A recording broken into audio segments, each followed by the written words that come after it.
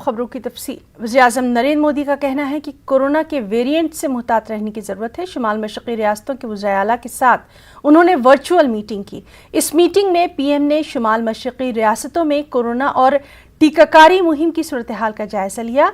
साथ ही उन्होंने अवामी मुकामात, hill stations और दीगर मुकामात पर हो रही भीड़ भाड़ पर अपनी तशवीश का भी इजहार किया। वज़ीर-ए-आज़म नरेंद्र मोदी ने मजीद कहा कि तीसरी लहर को किस तरह रोका जाए, इस पर गौर खौस करना होगा। साथियों, वर्तमान परिस्थिति से हम सब भली भांति परिचित हैं। कोविड की दूसरी लहर के दौरान अलग अलग सरकारों द्वारा मिलकर जो सामूहिक प्रयास किए हैं और उसका परिणाम भी दिख रहा है, लेकिन नॉर्थ ईस्ट के कुछ जिले ऐसे हैं जहां संक्रमण के मामलों में बढ़ोतरी दर्ज की जा रही है। इन संकेतों को हमें पकड़ना होगा। हमें और सतर्क रहने की जरूरत है और लोगों को। हिमाचल प्रदेश के कांगड़ा जिले में लैंडस्लाइड के बाद हालात अब भी खस्ता हैं। आमदोरफ्त बुरी तरह मुतासिर नजर आ रही है। राहत रसानी का काम जारी है। इंतजामिया अपनी निगरानी में हालात को बेहतर बनाने की कोशिश कर रहा है। न्यूज़ 18 की टीम ने ग्राउंड जीरो पर जाकर हालात का जायजा लिया।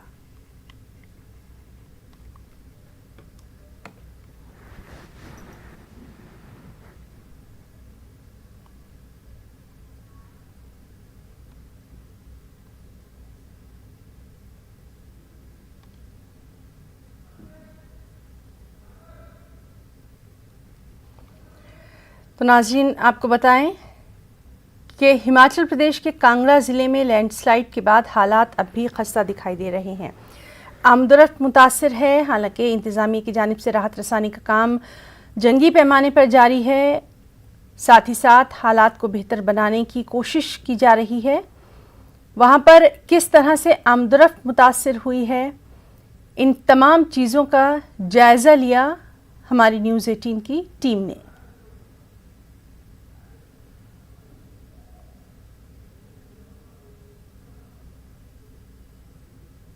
कल जिस तरह से मौसम का हाल हमने देखा था, मूसलाधार बारिश वहां पर कई दिनों से हो रही थी और अब वहां पर राहत रसानी का काम जारी है। इस वक्त न्यूज़ 18 की टीम ग्राउंड जीरो पर पहुंच चुकी है। ये वो वैली का वही रुपेहड़ गांव है जहां पर ये दुखदाई मंजर जो है वो सामने आया है। आप मेरे पीछे देख सकते हैं कि अभी भी यहां पर राहत और बचाव का कार्य जो है वो जारी है। युद्ध स्तर पर यहाँ पर चल रहा है। यहाँ पर सरकारी और गैर सरकारी स्तर पर जितने भी जो मदद के हाथ हैं वो आगे बढ़ रहे हैं। लोकल लोग भी कहीं ना कहीं जो है वो इस वक्त पूरी मदद कर रहे हैं और साथ ही साथ जो सरकारी मशीनरी है वो पूरी तरह से यहाँ पर लगी हुई है। और अपडेट क्या है यही जानने के लिए हमारे साथ फिलहाल यहाँ पर जो है शाहपुर की जो CSC है वहाँ के जो BMO हैं वो हमारे साथ हैं और हम जानने की कोशिश करेंगे कि सर अभी तक फिलहाल क्या अपडेट है वो जानने की कोशिश करेंगे। अभी तक जो हमें जानकारी मिली है कोई 6 लोग इंजर्ड थे, उनको रेस्क्यू किया गया। उसमें से रात 3 को हमने रात को ही शिफ्ट कर दिया था सिविल हॉस्पिटल शाहपुर में। 3 लोगों को अभी हमने शिफ्ट किया है। एक डेड बॉडी रिकवर हुई है, उसका अभी यहीं ऑन स्पॉट ही हम पोस्टमार्टम किया जा रहा है। तो एक्सपेक्टेड है कि जो 8 से 9 बंदे और हैं, लोग हैं जो अभी मिसिंग हैं, तो उनको रिकवर करने की कोशिश की जा रही है। सर जिनकी बॉडी रिकवर की है वो महिला हैं, पुरुष हैं, क्या एज कर? महिला है, एक 50 साल के आसपास की महिला है और अभी उनका पोस्टमार्टम चल रहा है। जो रिकवर किए गए हैं, जो लोग यहाँ पर जिंदा लोग जो निकले हैं यहाँ से, वो कौन है? परिवार के सदस्य पाए जा रहे हैं? बच्चे हैं तो उम्र क्या? एक बच्चा है, 8 साल की लड़की थी। उसको हमने पहले शाहपुर रेफ़र किया था, उसके बाद वहाँ से देखा कि टांडा रेफ़र करने की ज़रूरत है तो टांडा भेजा गया था। तो जहाँ तक हमारी जानकारी है उसको टांडा से भी आगे PGI रेफ़र कर दिया गया है। बाकी के लोग जो भी जहाँ से 5 लोग और हमने भेजे हैं तो वो अभी शाहपुर में ही हैं। उसमें से 3 महिलाएं हैं और 2 पुरुष हैं, वो अभी शाहपुर में ही हैं, सिविल हॉस्पिटल शाहपुर में। जो यहाँ के जो स्थानीय लोग हैं उनसे बातचीत हो पाई होगी, तो टोटल कितने घर यहाँ पर होंगे और क्या यहाँ के जो स्थानीय लोग थे वही थे या कोई बाहर से भी कोई रिश्तेदार नातेदार कोई आया हो? नहीं, इसके बारे में ज़्यादा जानकारी नहीं है मुझे। 10 से 12 घर बताए जा रहे हैं जो इस लड़की चपेट में आए हैं। तो अभी रेस्क्यू का काम जारी है। 2 जगह स्पॉट्स हैं जहां बताया जा रहा है कि लोग हो सकते हैं। तो वहां एक जगह 4 और 5 लोग, कोई 8-9 लोग मिसिंग है, उनके बारे में अभी रेस्क्यू चल रहा है उनका। हेल्थ डिपार्टमेंट की कितनी टीमें यहाँ पर लगी हुई हैं, ऊपर से क्या गाइडलाइंस हैं, किस तरह से काम? हमारे ब्लॉक शाहपुर से हमने 6 डॉक्टर्स की टीम यहाँ अवेलेबल करवाई है। ऑन द स्पॉट जो घायल थे उनको फर्स्ट एड देने के बाद हमने शाहपुर हॉस्पिटल में रेफ़र कर दिया गया, और जो एक जिनकी महिला की डेथ हो गई थी उनका हम यहीं ऑन स्पॉट ही हम उनका पोस्टमार्टम भी कर रहे हैं। तो हमारी 6 डॉक्टर्स की टीम यहाँ अवेलेबल है अभी इसी टाइम। बाकी और क्या क्या सरकारी गैर सरकारी स्तर पर कुछ आइडिया? नहीं, उसके बारे में बाकी एडमिनिस्ट्रेशन जहाँ अवेलेबल है, एसडीएम साहब हैं वो देख रहे हैं सारा कुछ यहाँ का जानकारी। ठीक है, तो हमारी जो बातचीत है वो डॉक्टर हरिंदर पाल से हुई है, जिन्होंने बताया है, जो कि बीएमओ है और मौके के यहाँ पर अधिकारी भी हैं, जो कि स्वास्थ्य की टीम की अगुवाई यहाँ पर कर रहे हैं, और बता रहे हैं कि जो भी अगर कोई भी यहाँ से निकाला जाता है तो जो भी कुछ होगा वो हेल्थ के लिहाज से ये पूरी तरह से तत्पर हैं। हेल्थ की पूरी टीम जो है वो यहाँ पर तत्पर है और हर लिहाज से यहाँ पर मदद करने के लिए ये लोग तैयार हैं। इनकी जो टीमें हैं, इनकी जो एम्बुलेंसेज हैं वो भी काम कर रही हैं। लेकिन देखिए किस तरह का ये एक तरह से दुखदाई मंजर है, और यहाँ पर देखिए कितना बड़ा सैलाब जो है यहाँ पर आया हुआ है ऊपर से। जिस तरह से ये पहाड़ी दरक कर जो है वो नीचे आ गई है, पानी का सैलाब जो है वो यहाँ पर आया था और उसमें जो ये सब कुछ बहकर जो वो बह गया है। तो आप लोग अभी देख सकते हैं कि क्या हालात यहाँ पे हैं, लेकिन हम पल पल की जानकारी जो है वो आप तक पहुँचाने की पूरी कोशिश करेंगे। लेकिन फिलहाल अभी जो है रेस्क्यू ऑपरेशन कुछ देर के लिए जो अभी थमा है और दूसरी तरफ जो है रेस्क्यू ऑपरेशन चल रहा है। तो शाहपुर की बोधद्रीणी से विचित्र शर्मा, न्यूज़ 18 हिमाचल। तो नाज़रीन, ये थे हमारे साथी ग्राउंड ज़ीरो से जानकारी दे रहे थे। जिस तरह से वहाँ पर उन्होंने रेस्क्यू टीम के लोगों से बात की, उनका साफ तौर पर कहना था कि लोगों को बचाना अव्वलीन तरजीह है। और जो भी कल मुतासिर हुआ था, आपको बताएं कि हिमाचल प्रदेश के कांगड़ा में लैंडस्लाइड के बाद हालात जो हैं आज सुबह क्या रहे, इसी का जायज़ा लिया वहाँ पर मौजूद हमारे नुमाइंदे ने। और जिस तरह से वहाँ कुछ घर मुतासिर हुए हैं, सबसे पहले वहाँ पर रहने वालों को राहत पहुँचाई गई, उनको महफूज मकामात की जानिब जो है वो मुंतकिल किया गया। हम लोग वो वैली के रुलेहड़ पंचायत में पहुंच चुके हैं और यहाँ आप लोग मेरे पीछे देख सकते हैं कि जो ये लिंक रोड था, जहाँ पर एक नाला जो है वो ओवरफ्लो हो गया था, जिसकी वजह से यहाँ पर काफ़ी ज़्यादा पानी जो है वो भर गया था और यहाँ पर भी आवाजाही पूरी तरह से बाधित हो चुकी थी। कहाँ कहाँ इस तरह के इंसिडेंट यहाँ पर हुए हैं और जो बड़ा इंसिडेंट हुआ है उसके बारे में कोई जानकारी आपको? बड़ा इंसिडेंट तो यहाँ से 400 मीटर आगे है, 400 मीटर आगे है। वहाँ पर 5 घरों का पता ही नहीं है और उसमें से कल 5 लोगों को अंदर से दबे हुए निकाल लिया है। बाकी लगभग 10 लोग अभी कोई जानकारी नहीं है, ना मकान है ना एक डेड बॉडी कल बाद में सड़क के किनारे मिट्टी में दबी हुई मिली हुई। राहत और बचाव कार्य को लेकर कुछ कहना है आपका कि किस तरह का राहत और बचाव कार्य चल रहा है, अपनी कसौटी पर खरा उतर रहा है? कल शाहपुर से यहाँ तक कम से कम कोई 50 स्थान पर रोड बंद था, तो 3 मशीनें लगी रही और रात को मशीनें तो पहुँची हैं कोई 10 बजे। एसडीएम प्रशासन के लोग, डीसी, एसपी ये पैदल और एनडीआरएफ के कुछ लोग वो पैदल पहुंच गए थे और लोकल के साथ वो भी लगे हुए थे, तो वो बचाने में तो हो गई सहायता। रोड यदि खुला होता तो शायद जल्दी कुछ हो सकता था, लेकिन सड़क में तो 50 स्थानों पर बंद था ये। और कल सुबह यहाँ से लोग गए हैं अपनी रूटीन में धर्मशाला तक, तब तक कुछ नहीं था। ये 11 साढ़े 11 बजे अचानक पहाड़ आया ऊपर से और उसके बाद जो नीचे थे वो नीचे रह गए। तो ऐसे गाड़ियाँ चारों तरफ फंसी हैं और ऐसा मंजर है। टूरिस्ट तो नहीं? टूरिस्ट संभवतः नहीं होगा, हालांकि और भी घटनाएं हुई हैं। एक ऊपर और यहाँ से कोई 1 किलोमीटर दूर गांव भी घर टूटा है, एक होम स्टे बना था उसके ऊपर भी पहाड़ गिरा है, 2 लोग थे अंदर, पर संयोग से ग्लेज का शीशा तोड़कर वो निकल आए हैं। अब वो अंदर के बिस्तर वो तो दब गए हैं, पर वो बच गए थे। ये वो थोड़ा अलग स्थान है। वैसे 3 स्थानों पर हुआ है, लेकिन ये मेन स्थान का मंजर तो ये तो देखा नहीं जाता। ये चलिए, बिल्कुल जो मुख्य स्थान है वहाँ के लिए हम लोग जो है वो जा रहे हैं, लेकिन फिलहाल ये स्थिति देखिए कि गाड़ियाँ, एम्बुलेंसेज जो है वो यहाँ पर लगी हुई हैं। ये रेस्क्यू ऑपरेशन के लिए जो वहाँ पर काम चल रहा है, वहाँ से अगर किसी को निकाला जाता है, अगर कोई गंभीर हालत में निकलता है तो उनके लिए तुरंत जो है वो एम्बुलेंस की व्यवस्था जो है यहाँ पर की जा चुकी है। फिलहाल ये जो देखिए आप लिंक रोड जो है वो यहाँ पर पानी के ओवरफ्लो हो जाने से, नाले के ओवरफ्लो हो जाने से जो है यहाँ पर भी काफी दिक्कतों का सामना करना पड़ रहा है। ये स्थानीय लोग हैं। धर्मशाला से चित्र शर्मा, न्यूज़ 18 हिमाचल। दिल्ली में मानसून की पहली बारिश हुई और पहली ही बारिश में दिल्ली पानी पानी हो गई। एक तरफ जहां दिल्ली वालों को उमस भरी गर्मी से राहत मिली, वहीं जगह जगह पानी जमा होने से लोगों की दिक्कतों में भी इजाफा हुआ। पहली बारिश में इस तरह के हालात से एमसीडी की तैयारियों की कलई खुल गई। कई मुकामात पर रास्तों का यह आलम रहा कि पैदल चलना दुश्वार है। लंबे इंतजार के बाद देश की राजधानी दिल्ली में मॉनसून ने आखिरकार दस्तक दे दी है और मौसम भी बेहद सुहाना हो गया है। दिल्ली के लोगों को उमस भरी गर्मी से निजात मिल गई है, लेकिन जिस तरीके से बारिश हुई है उसके चलते आप देख सकते हैं कि सड़कों पर लंबा जाम लग गया है। इस वक्त मैं आईटीओ पर खड़ी हुई हूँ। हालांकि बारिश अभी बंद हो चुकी है, लेकिन दिल्ली की रफ्तार धीमी हो गई है और दिल्ली की रफ्तार धीमी होने का कारण है दिल्ली की सड़कों पर लगा हुआ ये जाम। आप देख सकते हैं कि जो लोग अपने घरों से ऑफिस के लिए निकले थे वो अभी तक जाम में फंसे हुए हैं और अभी तक अपने ऑफिस नहीं पहुंचे हैं।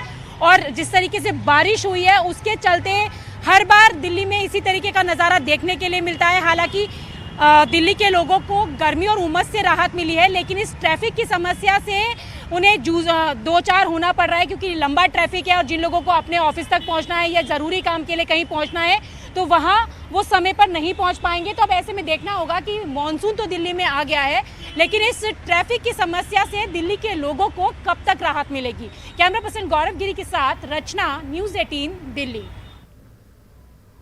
मुल्क में बढ़ती आबादी और यूपी हुकूमत के कानून को लेकर शिवसेना लीडर संजय राउत ने कहा कि ये एक अच्छा कदम है, आज नहीं तो कल इसकी जरूरत पड़नी ही है। योगी हुकूमत कानून बनाना चाहती है, नीतीश कुमार बेदारी के जरिए आबादी कम करना चाहते हैं। दोनों एक मुकर्रर वक्त तय कर लें जिसका तजुर्बा अच्छा हो, मुल्क भर में उसी को लागू करने पर गौर खौस किया जा सकता है।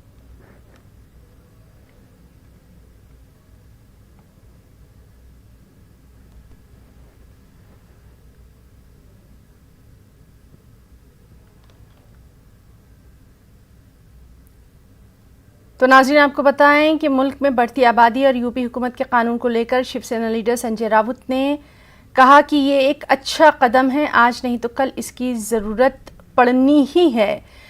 उन्होंने योगी हुकूमत की बात की कि योगी हुकूमत कानून बनाना चाहती है। साथ ही बिहार हुकूमत की उन्होंने बात की कि नीतीश कुमार, जिस तरह से उन्होंने कल कहा है कि नीतीश बेदारी के जरिए आबादी कम करना चाहते हैं, दोनों एक मुकर्रर वक्त तय कर लें जिसका तजुर्बा अच्छा होगा, मुल्क भर में उसको लागू करने पर गौर किया जा सकता है।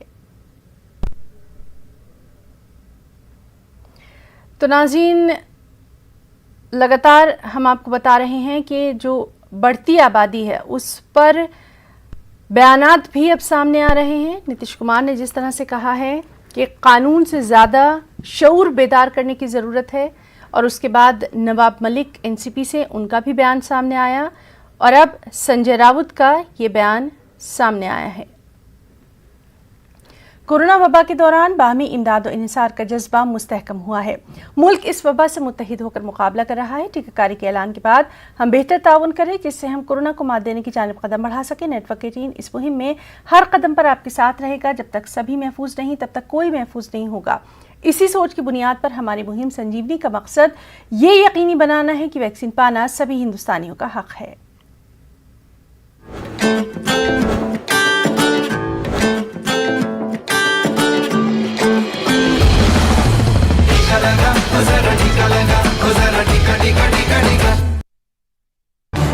इस न्यूज हेडलाइंस के प्रायोजक पेट सफा आयुर्वेदिक जूस, पेट सफा हर रोग दफा।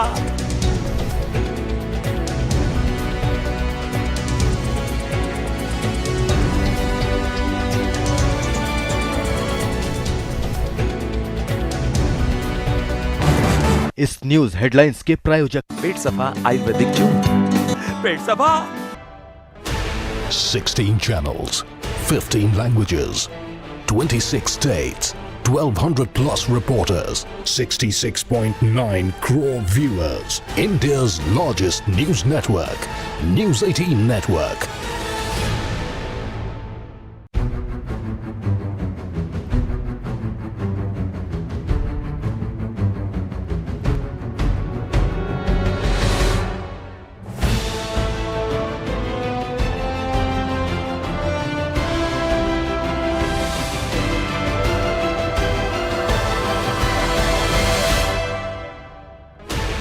Sixteen channels, 15 languages, 26 states, 1200 plus reporters, 66.9 crore viewers. India's largest news network, News 18 Network.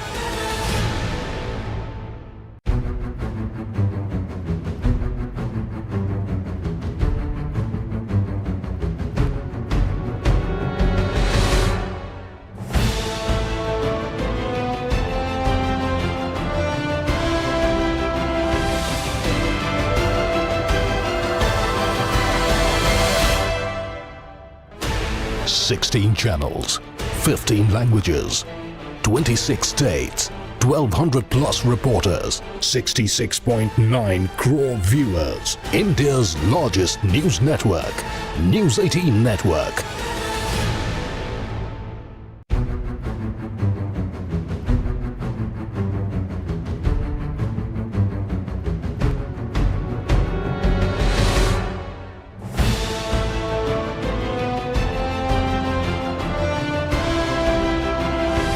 दफा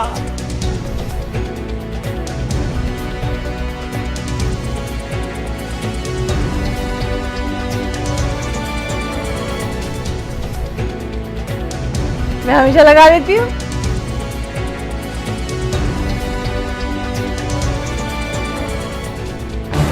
इस न्यूज हेडलाइंस के प्रायोजक पेट सफा आयुर्वेदिक चूर्ण, पेट सफा हर रोग दफा।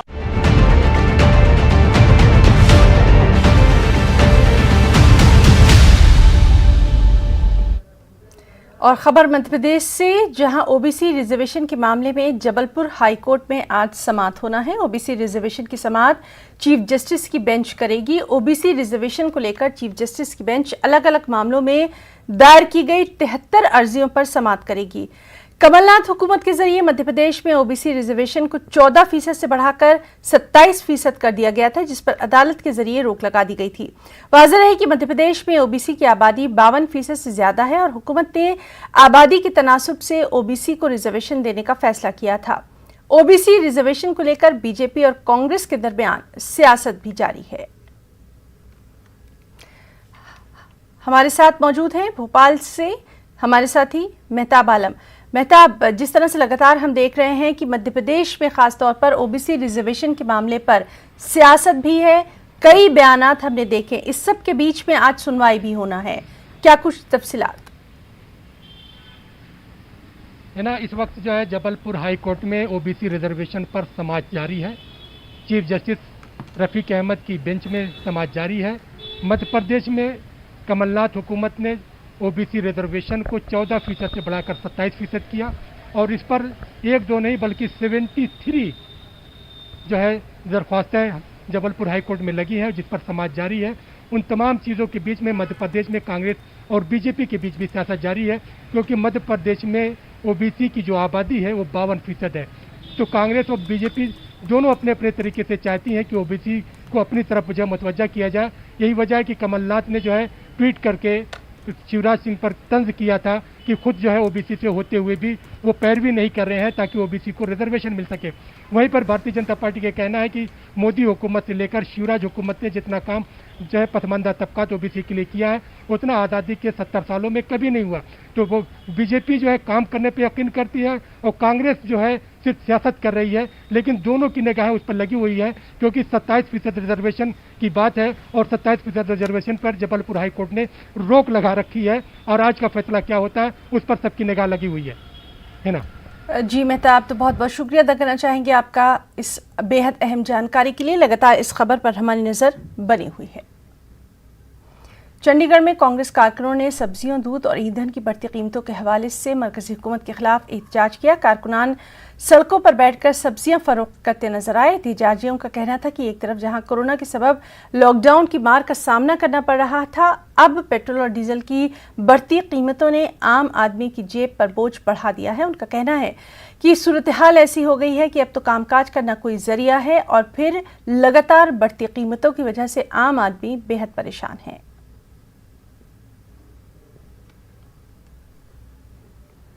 और कांग्रेस लीडर पी चिदम्बरम का कहना है कि महंगाई की मार से आवाम परेशान है। एक जानिब कोरोना ने उनके हाथों से काम छीन लिया, जमा पूंजी खत्म हो गई, दूसरी तरफ महंगाई है कि रुकने का नाम नहीं ले रही।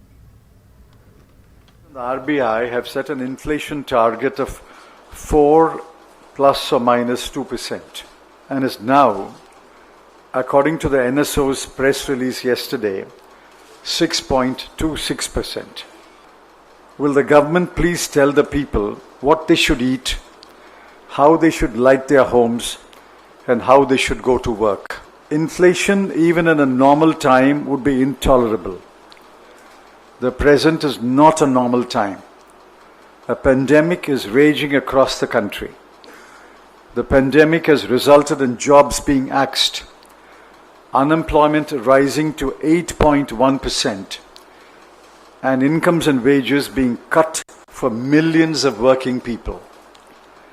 In such a situation of widespread distress, inflation has broken the back of the people, and we hold the central government under Shri Narendra Modi directly responsible for the high inflation. यौम शोहदा पर downtown Srinagar के कुछ इलाकों में आज पाबंदियां आयद कर दी गई हैं। ख्वाजा बाजार में शोहदा के कब्रिस्तान को जाने वाली तमाम सड़कें बंद कर दी गई हैं। सिक्योरिटी फोर्सेस के एहलकार किसी भी शख्स को नौहट्टा और खानियार इलाकों से आगे बढ़ने की इजाजत नहीं दे रहे हैं। आज श्रीनगर और आसपास के इलाकों में ज्यादातर दुकानें और दीगर कारोबारी इदारे बंद रखे गए हैं। अगस्त 2019 से कबल 13 जुलाई को सरकारी तातील हुआ करती थी। यौम शोहदा के सिलसिले में सरकारी तकरीबात का एहतमाम भी किया जाता था। ताहम अगस्त 2019 के बाद से यौम शोहदा पर किसी किस्म का कोई प्रोग्राम मुनक्किद नहीं किया जा रहा है। और एनसी के सदर डॉक्टर फारूक अब्दुल्ला ने 13 जुलाई के शोहदा को पार्टी हेडक्वार्टर में खराज अकीदत पेश किया। इस सिलसिले में नवाए सुबह श्रीनगर में वाक़ पार्टी दफ्तर में एक प्रोग्राम का इनेकाद किया गया। इस मौके पर फातिहा ख्वानी और कुरान ख्वानी का एहतमाम किया गया। नेशनल कॉन्फ्रेंस के तर्जुमान इमरान नबी डार ने बताया कि पाबंदियों के चलते फारूक अब्दुल्ला की क़यादत में पार्टी कारकुनान ने आज सुबह पार्टी हेडक्वार्टर पर ही शोहदा को खराज पेश किया, उनके हक में दुआएं की।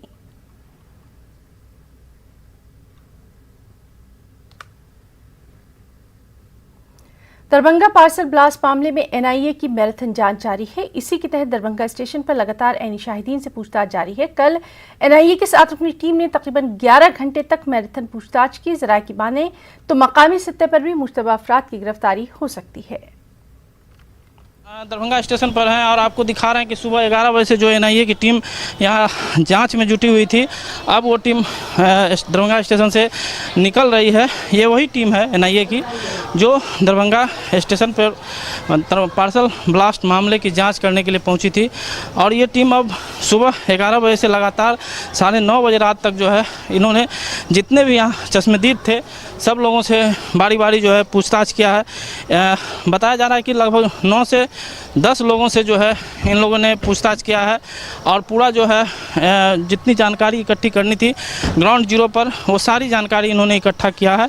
और अब यहाँ से 2 स्कॉर्पियो से यहाँ से टीम निकल रही है, लेकिन बताया जा रहा है कि टीम अब आज रात दरभंगा में ही रुकेगी सर्किट हाउस में और कल फिर कुछ मूवमेंट एनआईए की होने की संभावना है। तो ऐसे में जो टीम थी यहाँ पर जो सुबह 11 बजे से आई हुई थी वो लगातार यहाँ पर जो है अपनी काम वो कर वापस जा रही है। तो ऐसे में जो एनआईए की जो यहाँ पर बताया जा रहा है कि एक टीम और है जो लोकल स्तर पर भी लोकल पुलिस के साथ कुछ छापेमारी में भी जो है इन्वॉल्व है। लेकिन अब ये आगे क्या होता है वो कल बात निकल के आएगी, चूँकि एनआईए की टीम आज रात दरभंगा में रुक रही है। विपिन कुमार, न्यूज़ 18 दरभंगा। नेटवर्क 18 फेडरल बैंक संजीवनी गाड़ियां पूरे मुल्क में कोरोना वायरस से मुतासर अजला में गश्त कर रही हैं। वैक्सीन की अहमियत के हवाले से बेदारी लाने की हमारी कोशिशों को आपकी तायद की अशद ज़रूरत है। आइए एक नज़र डालते हैं कि संजीवनी गाड़ियां किन इलाकों में हैं।